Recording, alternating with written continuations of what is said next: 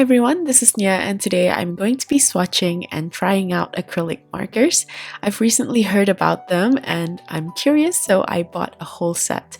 This one is by ENMY. When I took art in high school, a lot of times in art class we tend to try different styles according to different artists and also try the mediums that they use, which is why I'm still curious now to try new things I've never used before. So these are opaque markers, which is why I bought the most colors I could get since color mixing won't really be a thing, aren't like watercolors where you're free to mix any colors you want. So with this type of markers though, I would need values which are close to each other or colors which are harmonious to each other in order to create gradients. Now when I opened this up, it came with these two sheets. One is for the number or the color code, and the other one is a sheet where you can swatch these colors. I've noticed that these markers didn't really have any codes written on them, so they give us these stickers where we have to manually put them on ourselves, and I'm guessing that this is in order, but I have to figure out whether I go down or to the side of these markers. At the back of the case, they also gave us the colors as well, but it's in a different order to how they were presented inside of the case, so I wouldn't really use this as reference.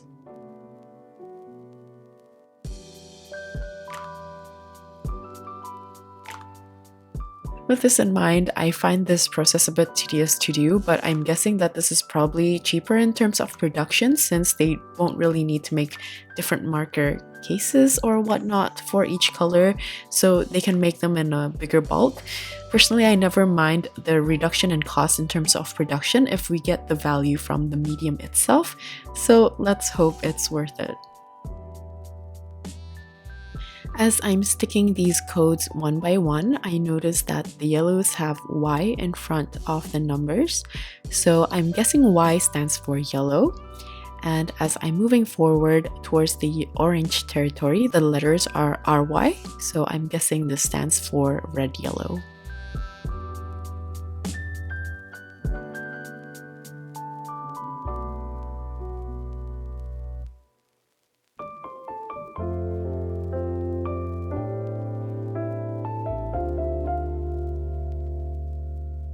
For the next one, it says VR, so I'm guessing this is violet red because the color is a bit pinkish. And I noticed for the next color on the sheet, it says R5. So instead of going down to the blue colors, I move horizontally across instead. This is BR. I'm guessing they're brown, even though the color doesn't really look brown, but I've seen that other brown colors has BR in front of them as well. And for this one, I'm not very sure what it stands for. It says E, and the colors are generally light and pinkish, so I'm not actually sure what that stands for.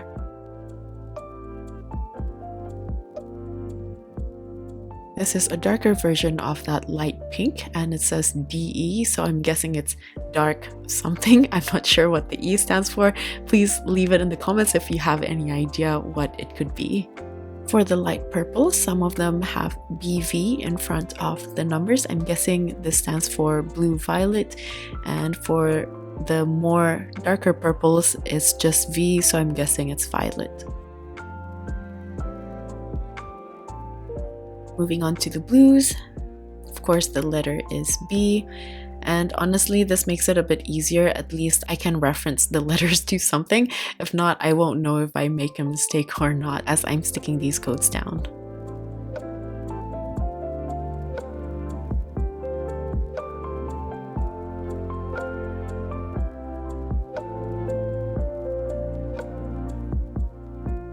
Oh, here's the first problem I've encountered with these stickers. One of them broke, so I have a small piece left behind that I'm going to try to stick on either way. It's probably easier with tweezers, but I didn't have them on hand. But basically, I guess you can leave it out. It just doesn't look very neat.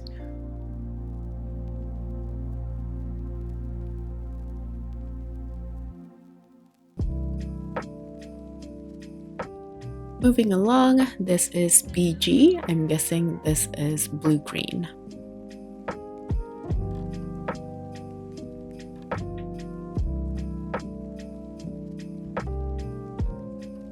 So apart from the E, the letters basically make sense. The next one are the greens with G in front of the numbers. Then for the browns, we have BR, black is 0, and white is 1.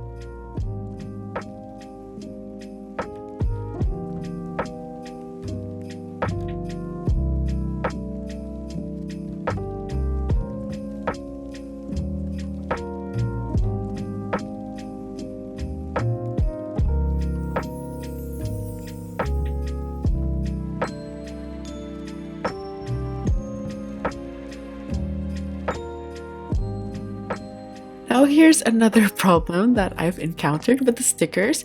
They don't stick very well, the ends tend to come off, and I think most of them peeled off on the edges since the sticker doesn't loop fully around the markers, so I have to find another way to add the code in case it comes off.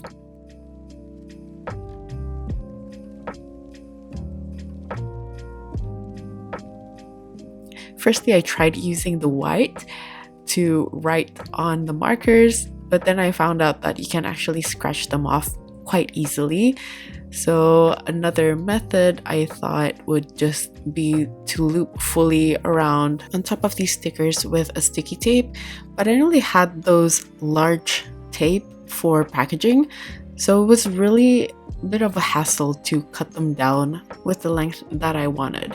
So another way, I thought since the sticky tape was sticky enough, I would just cut a little piece and I would just stick the ends together, and I think this worked out quite well and it's less messy as well.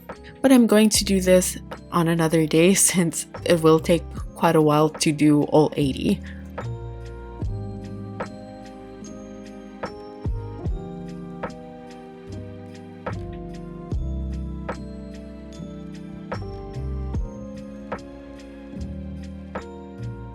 So you can see with the longer tape, it becomes quite messy and I didn't really like it. So I think I'm going to go with the small bit of tape instead. But now that we're done with the stickers, I'm going to swatch all of the colors. I love this part. I always find swatching super relaxing to do, and I honestly love all the bright and vibrant colors from this set. While I swatch, I just wanted to tell you a few reasons why I've chosen this medium to try out.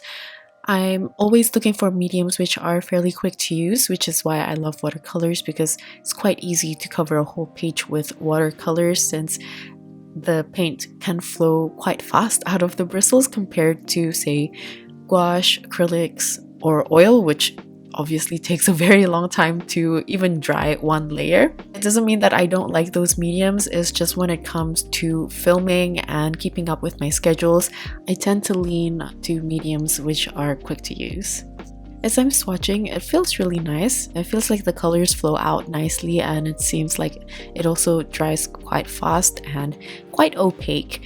Now with markers, it's not easy to blend. You can't really mix colors the way you can mix paint, where I generally like to use a limited palette and I can mix up to 3 or 4 colors or even more sometimes. But with this, because we just have those specific colors already within the markers, this is why I've chosen 80 colors, which is the most I could get within the set. This was also very affordable, much cheaper than alcohol-based inks like Copic. I think if I convert it to USD, it would be around $28 to $29 for the 80 colors. I live in Indonesia and Chinese products are quite cheap here, so I'm not really sure what the price would be like where you live, but either way, they should be quite affordable. In the same brand, I've also seen they have a set with white packaging. This is different from what I've read in the description of the item. These markers with the white box, or the pen itself, is actually white as well. The colors are more translucent, whereas this one is more opaque. So I've decided to go with this opaque version. A final thing that came to mind when I got this is also I feel like I would gain experience. It's a different way of painting. I feel like I need to be more precise and more intentional with certain details. I feel like I won't be blending much with how opaque and thick the colors are. Maybe it's a bit more closer to gouache, whereas with watercolors sometimes I place shadows in random places and just let the paint flow on its own. So I feel like I need to be a bit more intentional this time. I think I also need to learn to simplify objects even more with this because the nibs can't be as thin as my tiny little brushes. So hopefully I will learn a few new things with this medium, and I'm super excited to experiment with the set.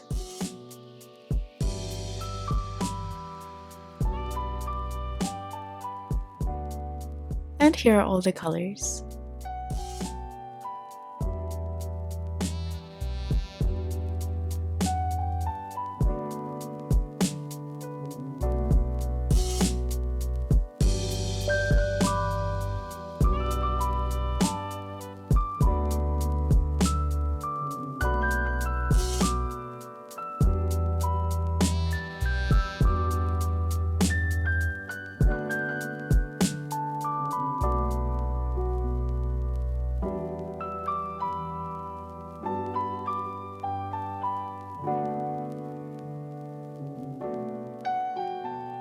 Next, I'm going to try these out. I want to check things like opacity and blending.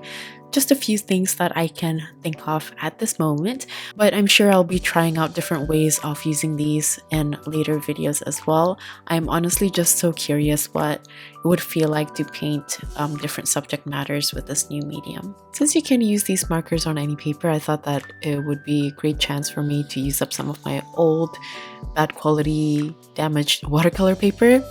And here's one that I found. I was just trying it out, but turns out it wasn't damaged at that spot. But anyway, it wouldn't really matter. Firstly, I'm going to test out the opacity. I made a long line with black, and I'll try to use some of the colors on top. I'm just taking some random ones here to see if there are any differences in the opacity between some colors. It feels like the colors are pretty opaque, and I can probably just go over certain areas if I want parts to be fully covered. And so far the opacity is more or less the same between these colors. As I'm swatching the cooler tones, I kind of felt like these were a little bit more opaque. But again, I don't think it matters too much. It's just good to know. And I also realized that I didn't shake these colors, and yet they all look really vibrant. So here I also tried going over the exact same colors on top to see if it would cover the black. And you can see a difference between the first layer and the second layer. And for the second line, I thought that I would try to shake it this time to see if there's a difference in the opacity. This is the same color as the yellow on top, and I think it's more or less the same. But as I'm swatching the blue, you can see that it has more coverage compared to the other colors. And I think this applies for other blue tones as well. I'm also going to try the white, and I don't know, for some reason I decided to just create these dots, but I feel like it's pretty opaque. It's good enough for a white highlight, and I think that this would be great on top of watercolors as well. Next, let's try some blending techniques. I'm going to just use this blue color. Apparently one of the ways is to use your fingers, but I feel like this dries pretty quickly. Even after closing the cap, it can only smudge this much. And people say you can use water on this as well, so I'm going to wet my finger this time and see how much would smudge out. And yeah, I guess with water it's fine, but it becomes really transparent. And compared to watercolors, I feel like this would dry and set. I don't think this is something that you can reactivate like watercolors. Next, I'm going to do this really quickly, but this time I'm going to use a brush and see how much I can pull out. I feel like I have more control with the brush, but because the colors set really quickly, you can still see the edges around the marks that I was making earlier. Now, just to make sure if this is completely dry, I'm going to see if I can reactivate just the tiniest bit of color. And here this is completely dry, and using a wet brush, I don't think I can reactivate anything, including the thick color and also the ones that I've already smudged. Next, I'm going to try blending between colors. Apparently, you can just pile colors on top of each other. You can see the sharp edge that it creates. It's so clean. Now I'm going to try to paint on top of these two colors to try to mix it on paper. And I feel like once you add more layers, the paint or the ink, I guess, becomes a little bit thicker and takes a bit longer to dry, which is why they end up blending with each other. But it's also still very streaky.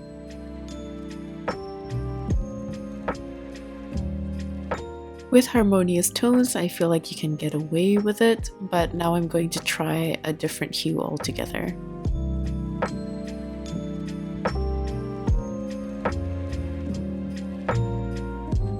I feel like it's the same as the blue. It's pretty streaky, but I think it's still getting the job done. But also, since I'm using yellow and it's such a light value, the tip becomes quite contaminated with this cobalt green looking color, or aqua, I guess. With the blue green it was a little bit easier to clean, but with the yellow it's taking a little bit more effort, and I feel like this is also wasting the ink.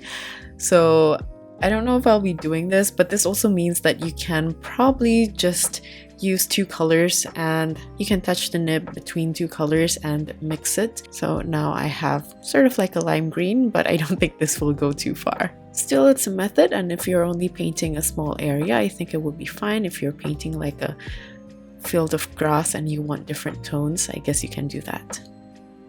Now I'm going to try to blend two colors, but using water this time.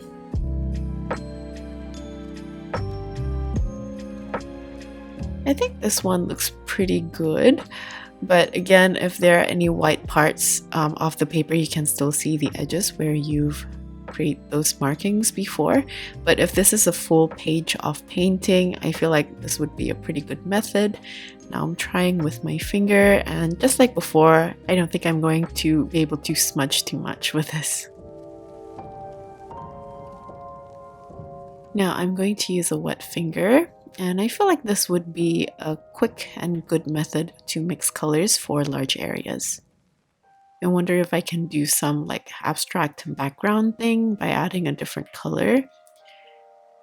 So let's try to smudge it again. But yeah, because the previous colors from the previous layer is completely dry already, I'm not smudging that part, only the color that I just recently placed. Okay, so another great thing about these markers is that the colors doesn't bleed out from what I've heard. So here I have a notebook with really thin paper, probably around 70 GSM. So I'm going to try to paint a flower on top. This way I'm going to layer some colors as well to make the paint a little bit thicker than just scribbling. But I have a pretty good feeling about this because as I'm painting, the color stays on top of the paper instead of seeping into the paper like with alcohol-based inks. So you can really paint with this anywhere, I'm guessing, including like journals, which I think is pretty cool. It also doesn't warp the paper if you're only using the marker and not smudging with water.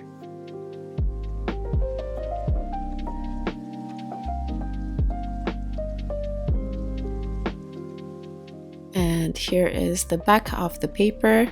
I think this is pretty decent. It's probably the same as if I use pen, and you can see this much from the back. So that's it for my trial. Overall, I'm pretty happy with this purchase. I'm so excited to try to paint something with it. I keep getting ideas of different subject matters. I'll try to link the product if I can find it, but from searching earlier, I think I could only find the white version of this brand, or maybe I'll try to find something similar. I hope this review was useful, and I'll see you again in the next video. Bye!